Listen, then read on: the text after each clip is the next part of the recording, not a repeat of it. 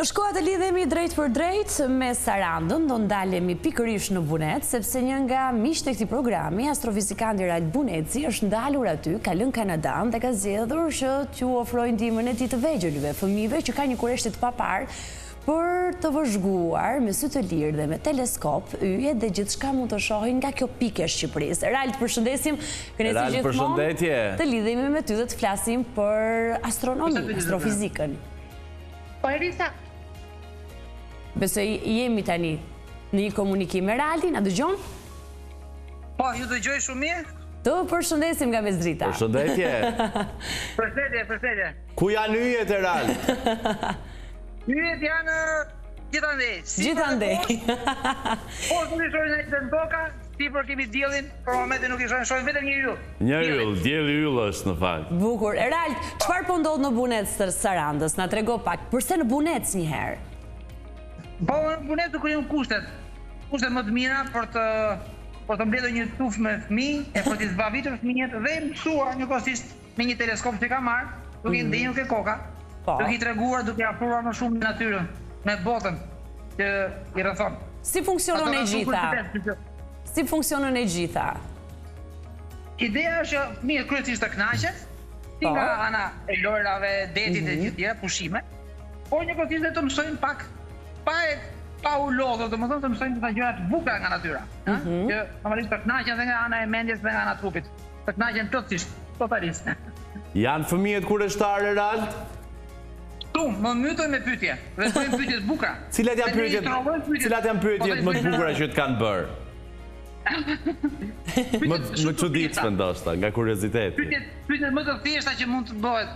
Domethënë, sa larg shef teleskopi, ose pse qielli është blu. Seria është e bardhë, domethënë sa gjëra shumë thelbësore. Po na i shpjego dhe neve, pse re është e bardhë, pse qielli është blu, sa larg shef teleskopi, jemi kurreshtar dhe ne fëmijët e rritur. Teleskopi i shef pafund larg.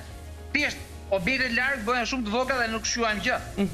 Por teleskopi nuk ka limit në largësinë e pamjes.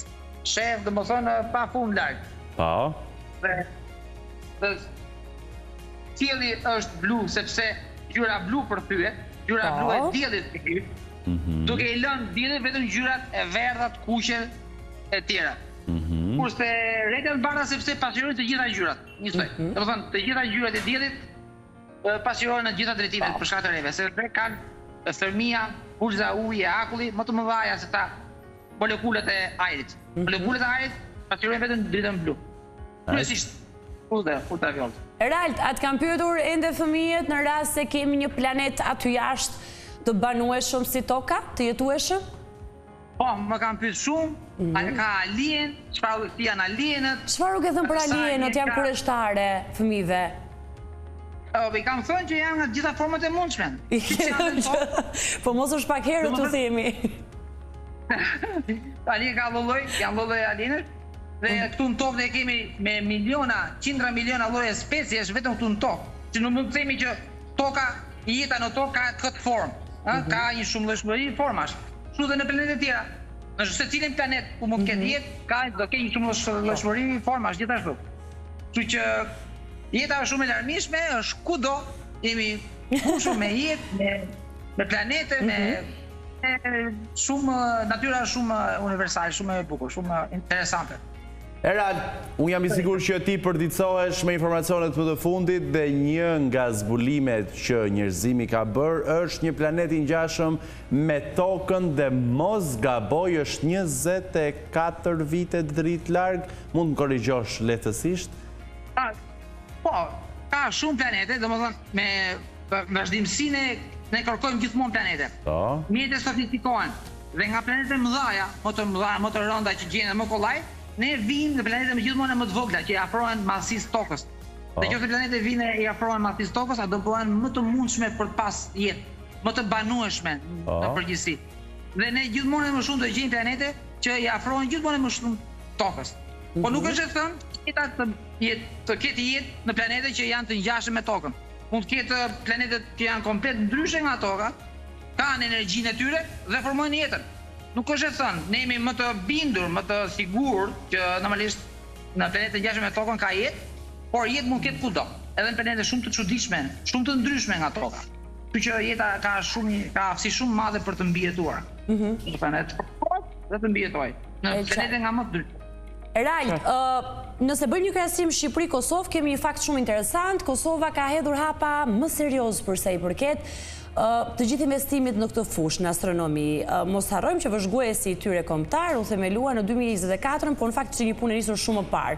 Nga ana tjetër, Shqipëria ka interes shumë të mirë për të zhvilluar këtë fushë, por nuk kemi shumë hapa konkret. Çfarë mund të bëhej që këta fëmijë mos të presin vetëm verën për të takuar ty në Bunec edhe për të parë yjet, po disa prej tyre mund të kenë edhe shumë pasion e kureshtje. Kanë shumë pasion por janë në Shqipëri nuk krijohen shumë kushtet në këtë rast. Kemi shumë probleme të tjera që eklipsojnë këto shkencën, bllokohet shkenca. Dhe duhet të dhënë shumë forca, po nga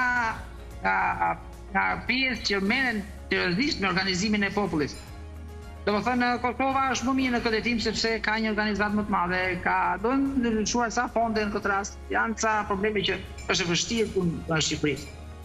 Dhe shumë këtu në Shqipëri thonë që kemi halle probleme nga më ndryshmet, por një nga problemet më të mëdha është zhvillimi i shkencës. Rregullimi i mendjes njeriut, kjo do sillet të mirat e tjera pas e mbrapa. Domethënë është një pjesë sinqie e shkencës, por është ndoshta më e rëndësishme. Qartë. Do të japim rëndësi. Do të japim rëndësi. E drejtë. Erald, për maksimumin, po.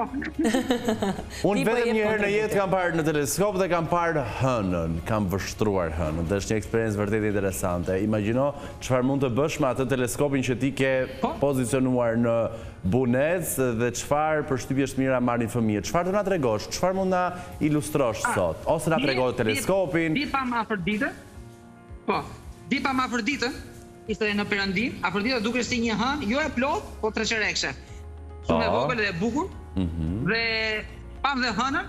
Hëna ishte normalisht e madhe me krateret e saj gati e plot. Shumë e bukur dukeshin krateret në një anë, sipërfaqja e hënës me relievet e saj. Pam dhe një migullnaj që ka shpërthyer qindra mijëra vite përpara, një unal planetare, shumë e bukur. Dhe shumë fëmijë u habitën me atë, domethënë menduan që qielli nuk pas ka vetëm pika dhe planete. Pasat e re, forma, shëndet, objekte të çuditshme.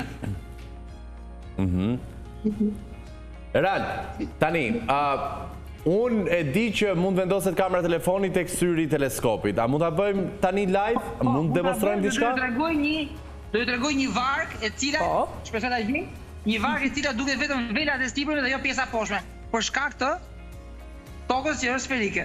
Hajde, bukur, ilustrojmë diçka live. Ndërkohë, të shohim. Teksa Eraldi përgatit kamerën, gjen objektivin, etj.